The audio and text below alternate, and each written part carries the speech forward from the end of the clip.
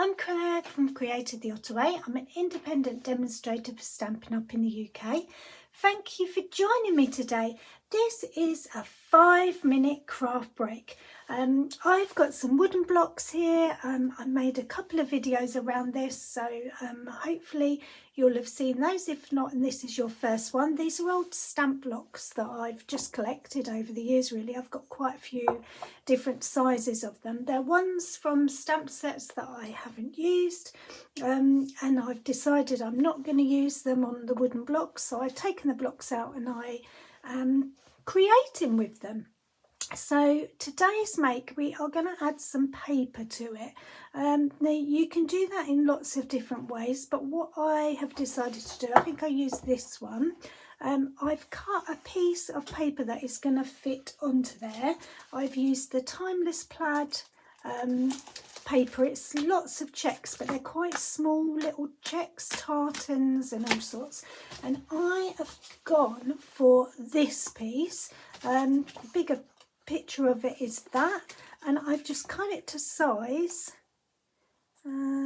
just like that. So just cut it to the front size of my block, and I'm just going to use some Mod Podge and I'm going to put some of that on, and then I'm going to stick my block to it, my paper to it. Now I think you could probably get away with Tombow glue if you haven't got this Mod Podge, but seeing as I've got Mod Podge, that is what I am going to use. Tombow glue is really very strong, and you're not going to do anything particularly much with it. It is just going to be a piece of home decor. So I think I like this side better, so I'm going to put that on. Now my paper is a fraction too big, but that's okay at this stage because I am not worried about that. What I'm going to do is wait for that to dry, completely dry, and then I'm going to go along with my sandpaper. So it's obviously not dry, but I'm going to show you. I'm just going to go around the edges and just make it look tatty. Now you can do a better job of this because you will have waited for it to dry, but I just wanted to show you within this 5 minutes of crafting. So it's just like that. Just move that out of the way. And then what I'm going to do is add some letters. Now I want mine to be a Valentine make, so I am using these letters from Stampin' Up, which is the alphabet a la mode, and I've got love. Just spell out the word love. I have die cut these on the adhesive sheets because it just makes my life easier, in that it has turned these letters into stickers and I can stick them down really easily.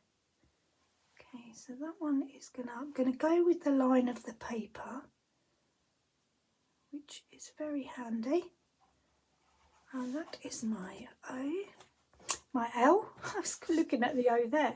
Okay, I'm gonna do E because I'm gonna do the other end and then fit them in between. Just going to turn that sideways so that I can see, just like that. And then the V. Looks quite spaced out now, doesn't it? That's what happens when you've only got 5 minutes to craft. You rush. And then the O, I actually think it would be quite nice to replace this O with a heart. So I might put a heart over the top. And there you have your little block. Now I want to age mine a bit, so hence the paper here. It doesn't matter that you can see the white. So I've used pecan pie, and I'm just using a sponge dauber to just go around the edge and just age. Oh, didn't make sure that was stuck down. There you go. Just age my block just here and there. And that is how you have 5 minutes playtime with your craft stash. So there's my lovely little Valentine's block. I hope you've enjoyed watching this and it's helping you stretch your stash that little bit further. If you like what you've seen, there's lots more videos for you to catch up on. And if you like the products I've used, you can shop with me at createdtheottaway.co.uk. Thanks for watching.